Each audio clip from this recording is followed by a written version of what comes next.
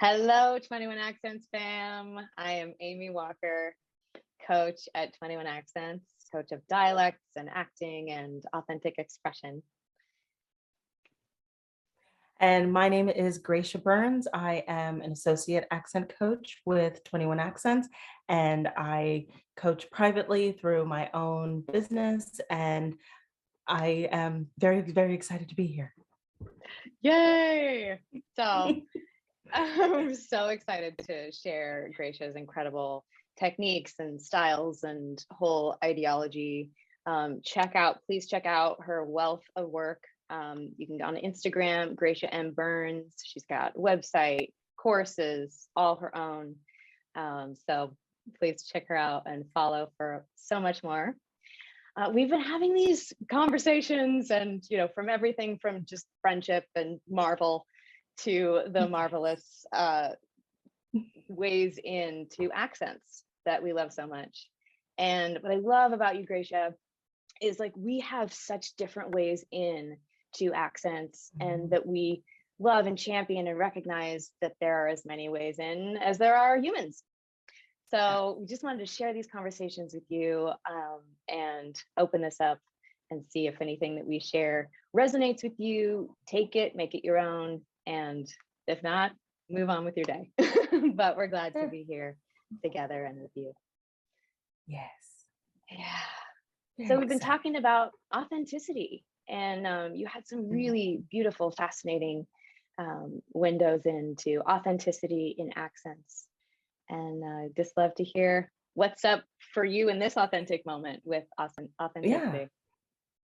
So I always love how you said that there's multiple ways into authenticity, and that can literally be from the perspective of where you begin with your authentic journey. So for me, it is looking from the outside in. So I like to look at it from the perspective of demographics plus mindset equals sound. So for me, when you start looking at who we are on the surface and how we present ourselves to, or how the world sees us, really. And then when you look at yourself at your core, or your character at their core, and how you present yourself to the world, the accent naturally wants to follow along. So that's how I get into the accent. I look at all of those pieces from the outside and work in. And to me, that's how I interpret and understand things. So I can look at someone and just take little boxes and put little things together, and even looking at different characters and tick these little boxes and tell you exactly what accent they should have in order to sound authentic and natural and comfortable within their own skin, or not in some cases. Yeah. Do you want to give us an example of that? Just kind of walk us through. So when to use you famously did your Vanity Fair videos. There was the other Vanity Fair video that they did with all of the British actors. And the very first question was, what is the hardest American accent to perform? And about 80% of them said, oh, the New York accent is the hardest. And to me, I'm like, which New York accent? There are 20 different actors here from completely different backgrounds, different ethnic backgrounds, different age groups. Which New York accent? There is no such thing as one.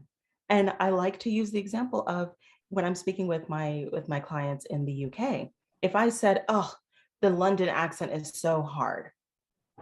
Which one? you know that London accent, that one. Yeah, no, there's no such thing as one. There are so many. So when we look at who we are, like, when you look at me, what accent do you expect when I'm asked to do a New York accent? Well, it might differ based on what location I'm in, what time period, what age, what economic background, my education. There are so many things just on the surface that will change the end result. Mm. So, yeah, to say the New York accent, you're not doing your work. Mm. Sorry. All of these people who I love and adore, but I am so sorry. And so yeah, that's an example of starting with an accent that if you say that it's too hard, there are so many other pieces that you need to add to this beautiful mixture to get that right combination and get that right accent, because the accent should naturally follow along with all of those pieces. Once you do that, you it will be difficult to have a different accent. It won't make sense. It will feel false and forced. Mm. And as some of my clients say, they feel like a Disney character when they're trying to speak in an American accent, because it does not fit them at all whatsoever. Mm. So yeah, doing that work, that's my process of getting in to that authenticity, to feel it. And Mm. so yeah, and what are your thoughts on that? I know you have a very different perspective that I love. Yeah, well, there's so many similarities, but for me, I feel this inside out. Like I'm an inside out Mhm. kind of person. That's why Yeah. even my show is inside out. And but it does usually the information that you're given if you're playing an actor. I mean, if you're playing an actor, sometimes we are. If you're playing a Sometimes. character, you're going to get something linear. It'll be straight to the left brain. Mhm. Character description, you'll see how they talk from the script or the sides. You'll see how other people talk about them. Yeah. And so I'll kind of imbibe, I'll kind of osmose that, even whether it's Yeah. mine or whether it's the character of a client. And then I'll just start to get this feeling inside about this person. And then what I like to do is find those authentic resources. And you talked about the differences. There's a reason I made a video called 21 Accents. I didn't go in there and say, I'm doing the New York accent. I said, I'm from this place, because I could be from that place. I could be from England, I could be from Australia. It doesn't mean I'm going to sound like everybody in Australia, obviously. But yeah, so then I'll be feeling out for those authentic samples. And I like to go to YouTube. I love the accent tags. And what I love about the accent tag is they're usually not actors. They're usually just people who, although they're aware that in that moment people are listening to their accent, and they're probably usually there's somebody who has been told they have an accent or something, but and they might be aware, especially when they're reading the bits. If you're not familiar with the accent tag, totally check it out. There's a couple of them, but usually people are answering some questions from a particular set of questions, and then that's interesting in itself. But my favorite, the gold for me, is after that, and maybe in the little interstitial bits when they're just being themselves and they're not thinking about how they sound. So it's important for me that my references are people who are not being consciously filtering how they sound. And there you'll get a lot of different stuff depending on what the accent is. Some of them are you might have one or two, but then feeling into the demographics, like you were saying, who feels like the essence of what I'm already beginning to build in my body of the feeling of this person. And then if I can have a few, great. If the audition is tomorrow, which hopefully if the audition is tomorrow, you're not just starting this accent, but if No, it's please something don't. that I have a short period of time, and I've been at this for a while, so I might just be polishing something up for the next day, or if it's like I'm coaching somebody and this is the time we have, then I will pick one, because too much information is a thing. Yes. So, and then it becomes that filtering process, just like you were saying, of filtering that through what feels true for this character. Mm-hmm. Or if it is me and I've just moved to Australia or something, then I'm getting authentic, Speakers all bloody day. And so then I'm taking all that and I'm not being someone else. I'm taking all that and I'm filtering that through what feels true for me, you know? Yeah. So it's a process. And it is. What I love to say too, and just like to put to the other side of what you were saying about there is no one accent, if you are here building your, you know, a particular American accent coming from another place, which welcome, because America is everybody. Yes. That filtering process is so important because you'll be building an accent that doesn't exist yet. You might take certain, you know, adopt certain sounds that do feel right for you, and you might keep things that feel really right, that bring in bits of your essence and your heritage and what you love about language that feels right for you. So, you know, it's a process. It is. It absolutely is a process. And it's really exciting when you can keep those little nuggets of authenticity from your in your native accent, in your authentic accent, I should say, and in your from your home country. When you can bring those little pieces with you, it helps you to, for so many people that I work with, it helps to tether themselves so they don't lose themselves when moving abroad. I know you've lived abroad, I've lived abroad, and culture shock is a thing. That is a process. And it is easy to lose yourself in a new environment and trying to fit in and be one with the people in your new space. But it's important to keep those pieces that are you. And we as human beings, we communicate, whether we communicate verbally, whether it is through gestures, whether it is through other sounds. Yeah, just hair flip. There are so many ways of communicating. And when we lose the ability to communicate authentically, it takes a part of us with it. We lose a part of ourselves. And it is so important to be able to communicate as yourself and know that whatever sound comes out of your beautiful face, that's you, and embrace it and be proud of it and be comfortable with it. But there are challenges with that. There are challenges when I was living in Germany and speaking German. I do not enjoy my American accent in German. So I worked very, very hard. To just my ears, it bothers. It doesn't feel right. So it really, it just, the German R in an American accent is that yeah, that face. So working very hard to get that sound just right. That was all I had to do, was pinpoint on what sound it was that bothered me, rather than the entire language is too difficult, I can't do the accent. It's just this one sound, which kind of takes me to another point of how I work with actors.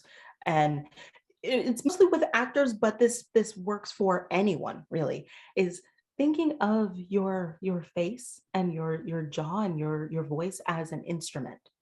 And the sound is the accent that you use, that you perform, that you create. And understanding how those sounds are different within the body based on what accent we're using. Different accents, different dialects around the US, the sound comes from a different place. It could be all the way down in your diaphragm, it could be all the way up in your nose, and it differs. And even knowing where your own authentic voice sits, and even your performance voice, it's different when you're on film and TV versus stage. You have to use your voice differently. So, and knowing where your character, where that sound would come from within their own instrument, and being able to play with that and have fun with that, and know where those notes, where you have to hit those notes differently within your face. It's so much fun. It is so much fun, but I like thinking of it as music. Um, I'm trying to think of the line that I came up with, that words are just sounds, and sounds are just notes, and notes are music. Mm, And if you look at it from that perspective, it's just music. You're just performing a song. It's just music. And that takes a lot of that pressure off of, I have to get this accent just right. No, if you can sing well or not, you can do an accent. mm. And it's all about just hitting those little notes and finding that rhythm and that beat within yourself and within the character. And yeah, just a different way in to authenticity. Mm. I love all that. Yes. And the singing can really help too to link the sounds together, because often we learn, particularly when we're coming from another language, we learn this word and then this word, and then we Yes. say that word and then we say that word. And we don't talk like that. I don't know. Does that feel like one word? I don't know. Even if I it don't just know. went, mm, you know. So Right. so utilizing the musicality of it can really, really help. I love that you said that. I feel like this is clicking against here. So I'm just gonna take them off. I'm just gonna do Yeah. that. Okay, here we go. Done. And then I Beautiful. love that you brought in the body, because it starts here. It really Mhm. does. And sometimes I bring in the image of a pinball machine. Like some stimulus comes in, somebody says something or doesn't Yeah. say something, or you're in an environment, things are happening, and they ping these different Bing, parts bing, of you bing, that bing, bing. light up. Yeah, traumas and fears and desires and all those things. And then however open our instrument is, Mhm. a fuller spectrum can come out. So when there's a different part of us that we're not really connected to, and everything's fine, and and we're all up here a little bit, and that's totally fine. Mhm. It can be very authentic, but it might also be less connected. And there are reasons to be less connected into our bodies. Maybe it hasn't been safe to feel things, or maybe everything just needs to be fine all the time, and we need to show everyone that everything's fine and we're fine. However, so when you've opened those things up in your own instrument, as you're talking about, then we can make those choices consciously for the character, which just gives us those notes to play with, or the everything, no, there's no problem at all here. Everything is Mhm. not just cut off, but like flattened. And we hear this all the time. There's kind of an epidemic right now of hearing people who, and you can see, like, there just can't really be emotion in my face if I don't allow it through my throat. Oh, I know, right? Even just watching that, I'm like, I don't know what to do. Yeah. Yeah. Yeah. And and it's interesting, even just watching you do that demonstration, my body instantly reacted. I know what you're doing, and yet on a subconscious level, I'm also mirroring, because that's what we do. So we do. Human beings mirror. We mirror each other. That's how we can pick up each other's accents. We mirror what we see, what we feel, what we hear, what's happening. And I think one thing that happens is, many people with that mirroring, you're trying to pick up, and this is for English language learners. Mm. It's common to either go on YouTube without doing the accent tag videos, but just looking at a YouTuber, an American YouTuber, and mirroring them. But what if the demographics are off, and you are mimicking or mirroring someone who it doesn't fit? The age is very off. Mm. And I've seen this many times, not necessarily with clients, but I see other people demonstrating an older male who is actually who sounds very much like a younger female, and Mm. using the language and it's hard for me to follow this, because it doesn't quite match demographically. It doesn't fit. Mm, And so that is one thing that will one make the speaker, if it's just, you're in an office and you're trying to communicate with your coworkers and something is off, you'll feel that. But mhm, it's also with actors, that is what the one thing that will take the audience completely out of the scene. mm, When the voice and the face and the body and the tone and the rhythm don't quite match, mm, that's when they're putting on an accent. mm, We don't sound like that. That is not how we sound. I do not say that. And mm, because people watch things that they can relate to in many ways. Many, mhm. they're, fantasy things like, Marvel.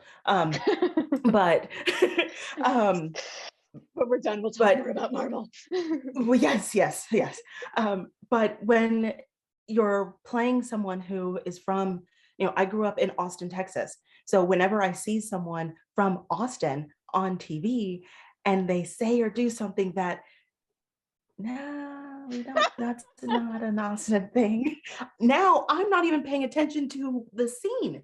Mhm. And there's I think, was it Issa Rae in her masterclass, she actually talks about that, about connecting not A only great masterclass. to the voice but the scene itself, Mm, being authentic to the scene.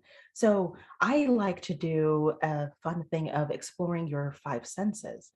And what yes.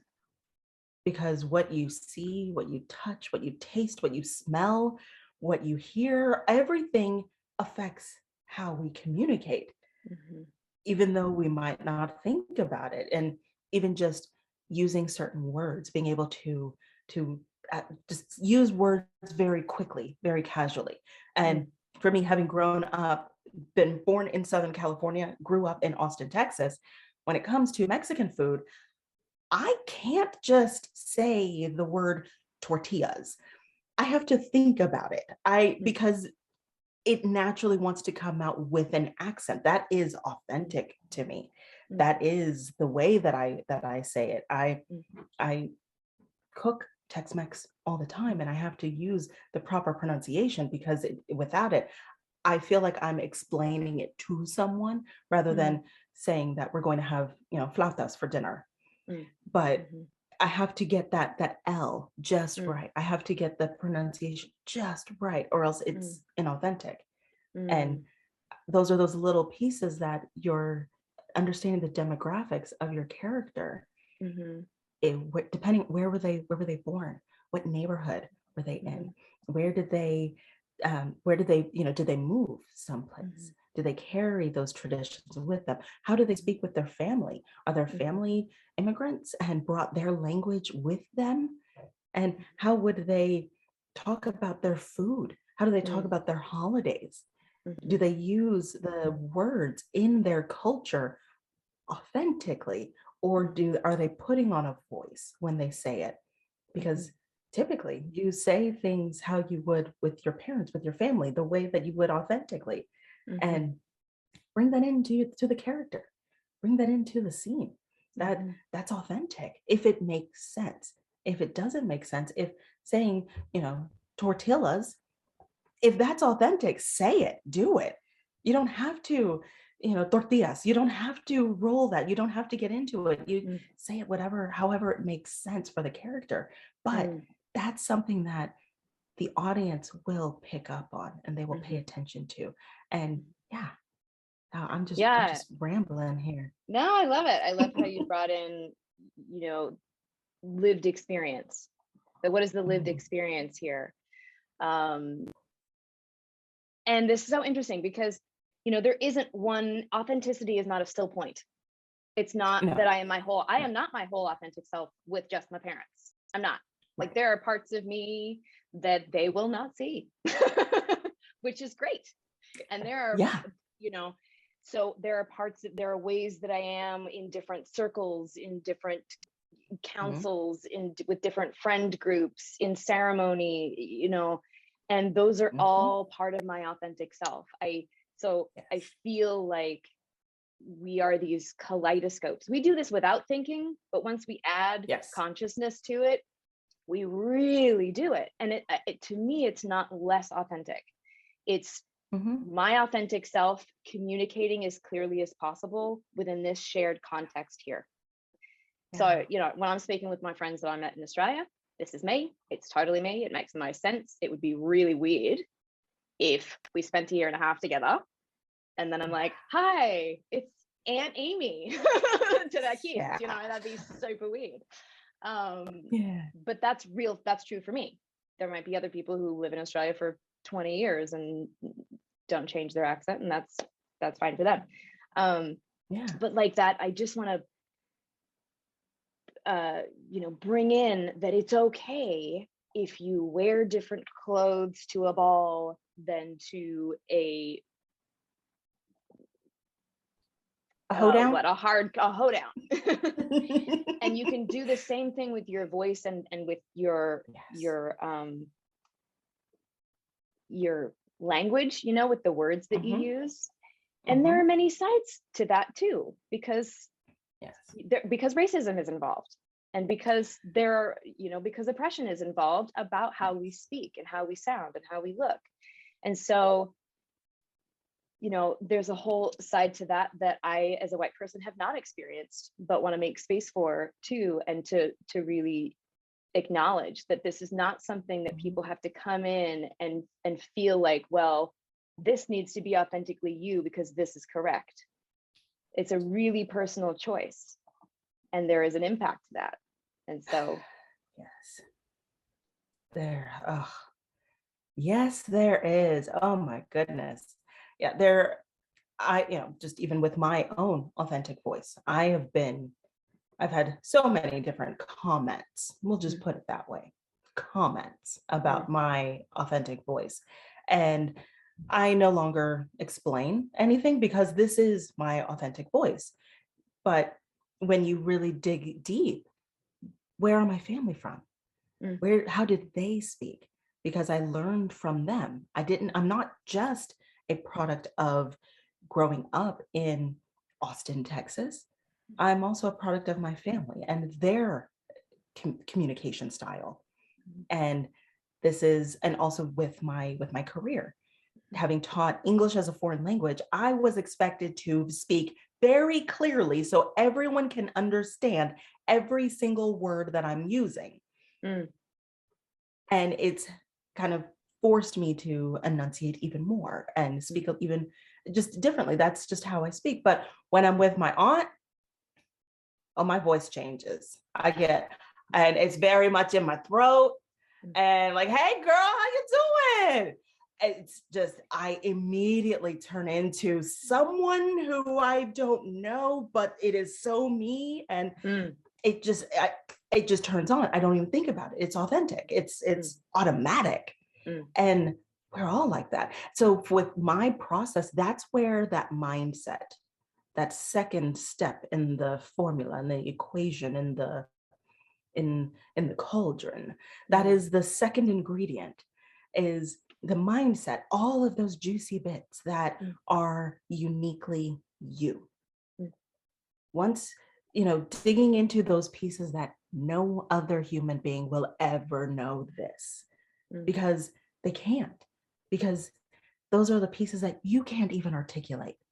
It just is, unless you've done all kinds of work to really dig into yourself, which really, I know you and I probably have, of course, but not everyone is like us. But which is good. Yeah. But for most people, it just is. This is just me. This is just who I am. Yeah. And I'm great and I'm fine. And then there are other people who they know every deep, dark secret within their soul.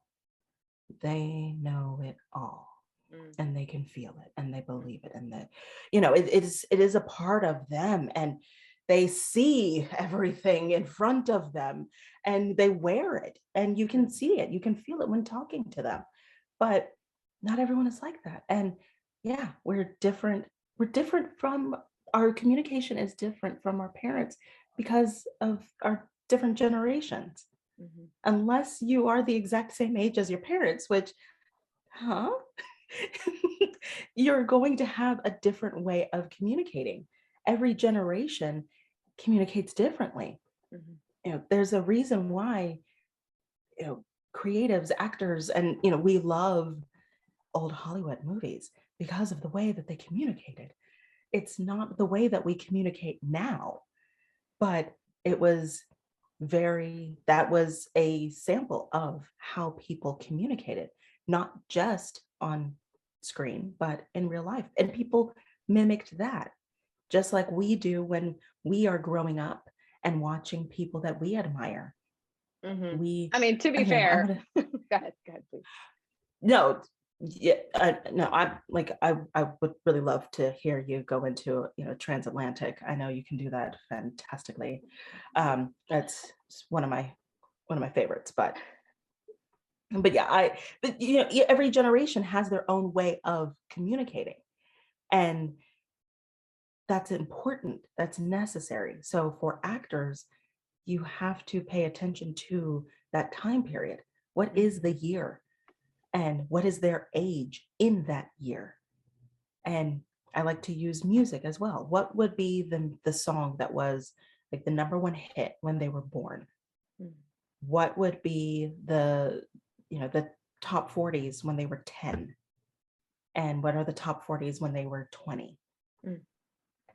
And at 30, it doesn't really matter because your way of communicating is pretty much set then. But if you look at it that way, that'll give you an idea of what the world was like at that time. And so in the US, just look at that, and even what genre of music would your community listen to? Mm. That will also kind of dictate a little bit about how you communicate. And Mm. it's just a one piece to get into that authenticity puzzle. Mm. But yeah, me, I love music. So Mm. And it's a great you one have your because it piano behind you. I really, need my cello. yes. But we are vibration. So that Mhm. music is shaping us in the womb. It's shaping us when we're tiny. It's shaping the airwaves that we imbibe, Mhm. that we are, so the ways that they the vibrations of how they would talk will I mean, I remember when I first started answering the family phone, back when there was a family phone. Yes. Ah, And I just did it the way I watched my mother. So, hello. And people would say, "Oh, hi, Claudia," blah, blah, blah, blah, blah. And I somewhere, if I could get a word in, I'd be like, "Yeah, yeah. I'll go get her," and I'm 6. Yeah. So I had to distinctly create a different hello. And at first it felt Mhm. weird because that seemed like the natural hello because it was the one that I had learned. But I had to do the same thing listening to Julie Andrews growing up and scooping my way into every sound, and being like, maybe I shouldn't go, duh. Maybe I should Yeah. like land on that note and just do anything different from her Just for a hit it. second so I can find my way. Um, yeah, osmosis is real. Yes. Oh yes. Oh yes. Yeah, when I travel, my accent just changes, and my it's interesting when I'm just listening to myself and even pronouncing certain words. I have to remember, no, the American pronunciation. No, no, bring it back, bring it back. Mm. I was doing something. I was auditing a self tape recently, and I'm reading the script, and I have to focus and not pronounce it with a British accent. And Mm. I'm actually having to concentrate and think about what is the rhythm here, because you get stuck. You get It's stuck like in it. somebody hands you jazz and tells you to sing it in a honky tonk, and you're like, Yeah. so the musicality, like I would have to completely rearrange. Have you ever had the Yeah. auditions where they say, okay, but do it in a French accent? You're like, this isn't how it would be structured. This isn't the rhythm. No, not at all. Yeah. Yeah. And that's why listening to music, I find, is really helpful, because it helps you find that American rhythm, that American beat, that yes, music can travel all around the world. Of course, that's wonderful. That's amazing. But there's a difference in the way that songs are sung. There's a difference in the music itself. Like just pop music in the US versus pop music in the UK. There is a difference. And it's important to know that when you're looking at creating a Spotify playlist, which why not get into the zone? Like, what would your character listen to? What would their world sound like? But it has to be specifically American if the character would only listen to American music. If they have access to international music, it might be primarily American, it might be other. But that's that mindset. What would make sense for your character? Would your character, only listen to K-pop, and that's their world, and they can, say all of the words in Korean perfectly and naturally, but listening to hip hop in the US, like they wouldn't even really know where to begin, because it's and that's fine if that's authentic for your character. Yeah. Because I mean, that's mostly me. Just saying. Awesome. I love it. I love it. That'll be the next video. Yeah. all international music. Yeah. Oh. Yeah. Oh yeah. I love this. Yeah. We can keep talking so for hours as we are wont to do. But in the interest of finding an end point, is there anything else that you would like to bring into this today's moment of authentic conversation for today? I think looking at yourself, at your authentic self, and really acknowledging all of the beautiful aspects of who you are. It makes a big difference when you're playing a character, because it's not just words on a page. If it is based in the real world, in our universe, that could be an actual person. Think about it in that context of, this is an actual human being, a three-dimensional being with thoughts and feelings. What are those thoughts and feelings, and their natural rhythm? And are they real laid back? Are they just real chill? Or are they really uptight and everything is very, very strict and very tight and very articulate and very sharp? Or are they just kind of scatterbrained and they don't really know what they're saying anymore, and they just kind of whatever, just let it come out. However, whatever makes sense, makes sense for the character, but also for yourself. If you are speaking English as a foreign language, have take some extra special care with yourself. And you don't have to force an authentic American accent in order to fit in. That's not what this world is about. And we are two independent human beings who welcome all voices.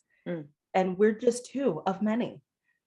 You don't have to just I have to sound like an American.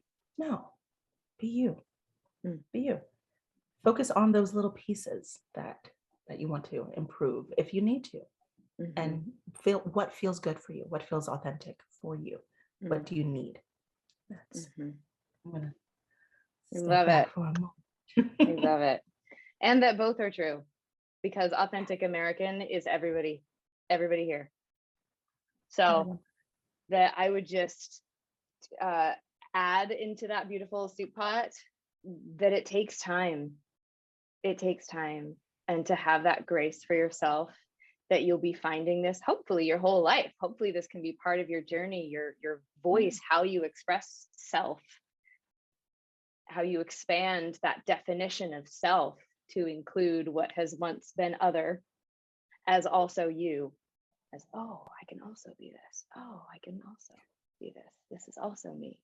And that is also an exercise in empathy with each other and holding sacred the humanity and the wholeness that we all are, and not play with it. So letting it be a process, letting what has seemed other start to soften and become also you. And that doesn't negate any of the other parts of you and any of the other ways you might communicate with whoever, whenever you choose. But that it is okay to orient to this group that you work with in a way that feels authentic to you and conveys a shared understanding and a shared language within that context of that group. And that's real. Yes. And it's something that you are a part of and you are also contributing to. So you don't need to negate your own contributions to the culture of that group, which is also powerful and important. So, yes, so much more to say, but I love this. I love you. Share your thoughts, people, and please check out Gracia's incredible, inspiring work. I'm just getting chills. Yeah, and we'll put that in the chat or in the description for you. Yeah. Good. Yes. All right, my dear. Yay. To be continued. Oh yes. Much Thank love. you. Bye-bye.